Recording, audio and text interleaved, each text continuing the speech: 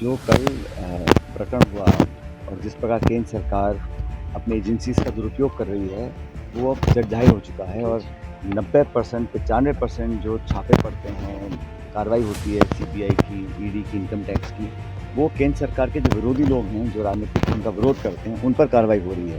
तो देश इस पूरे प्रकरण को देख रहा है और मैं मानता हूँ कि ये ठीक नहीं है।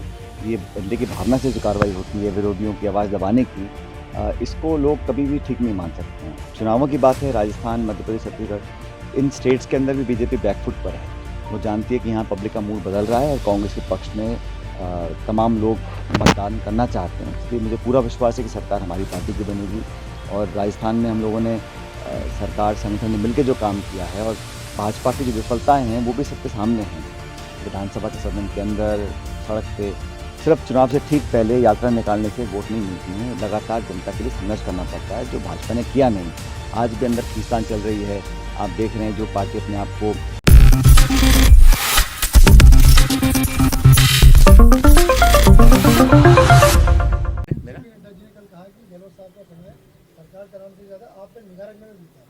अब तो निगाह मेरे को लगता है कि बीजेपी को रखनी चाहिए वसुंधरा जी के ऊपर कि वो क्या करेंगे नहीं करेंगे। आपस में इतना खिंचाव है, टिकटों में जो झगड़े चल रहे हैं और अपने आप को एक पार्टी विद डिफरेंस कहने वाली बीजेपी, वहाँ पे क्या हाल हो रहे हैं आप सब जानते हैं। ये उनका अंदरूनी मामला है, मैं टिप्पणी नहीं करूँगा ज़्यादा, लेकिन मैं इतना जानता हूँ कि टिकट किसी को भी दें, लेकिन जनता देखेगी संगठन क्या है, विचारधारा क्या है, नेता कौन है और किस दिशा में प्रदेश को ले जाना चाहते हैं। उस संदर्भ में कांग्रेस हर बार बीजेपी को हरा सकती है। विधानसभा चुनाव में आपने शपथ लेते के बाद पता नहीं कहाँ बात को कुरेदते रहते हो, ऐसा कुछ नहीं है। हम सब साफा मानते नहीं मानते हैं, वो अलग था। जब मैं अध्यक्ष बना था तब मैंने प्रण लिया था उस समय कि भाई जब तक मैं कांग्रेस पार्टी को मैं सत्ता में लेकर नहीं आऊँगा तब तक मैं साफा नहीं पहनूंगा। वो बात 2014 से 2018 तक की थी। उससे सरकार हमारी बन गई। उसके बाद मेरे तो थोड़ा हाथ में दर्द था, इसलिए मैं साफा नहीं पहन रहा था। आज विदोड़ी जी के बीच में जबरदस्त उत्साह लोगों में देखने को मिल रहा है। क्या मैसेज टोंक जिले के लिए है? विधानसभा देखो, यहाँ जो भी हम लोग हैं ये जनता की बदौलत हैं। जो विकास यहाँ पर हुआ उसका पूरा श्रेय मैं यहाँ की पब्लिक को देना चाहता हूँ, यहाँ के मतदाताओं को देना चाहता हूँ, हमारे कार्यकर्ताओं को देना चाहता हूँ।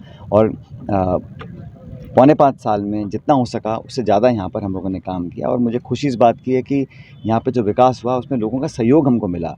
क्योंकि जहाँ पर सहयोग नहीं है, समन्वय नहीं है, भाईचारा नहीं है, वहाँ विकास नहीं हो सकता है। तो निर्माण हो, विकास हो, शिक्षा हो, चिकित्सा हो, किसानों के लिए बड़े बड़े प्रोजेक्ट्स हम यहाँ पर बनाने में कामयाब हुए। वो सब पब्लिक का कोऑपरेशन की वजह से हो सका।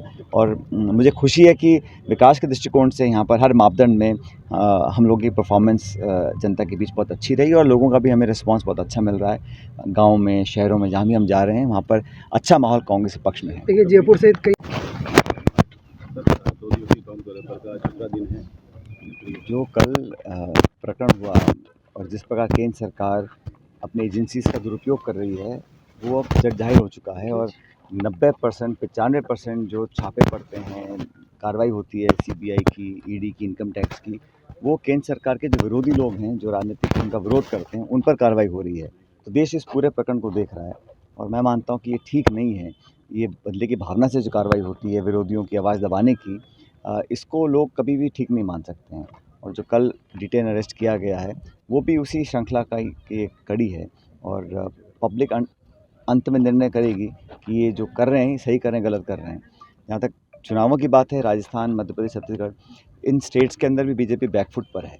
वो जानती है कि यहाँ पब्लिक का मूड बदल रहा है और कांग्रेस के पक्ष में तमाम लोग मतदान करना चाहते हैं। इसलिए मुझे पूरा विश्वास है कि सरकार हमारी पार्टी की बनेगी और राजस्थान में हम लोगों ने सरकार संगठन ने मिलकर जो काम किया है और भाजपा की जो विफलताएँ हैं वो भी सबके सामने हैं।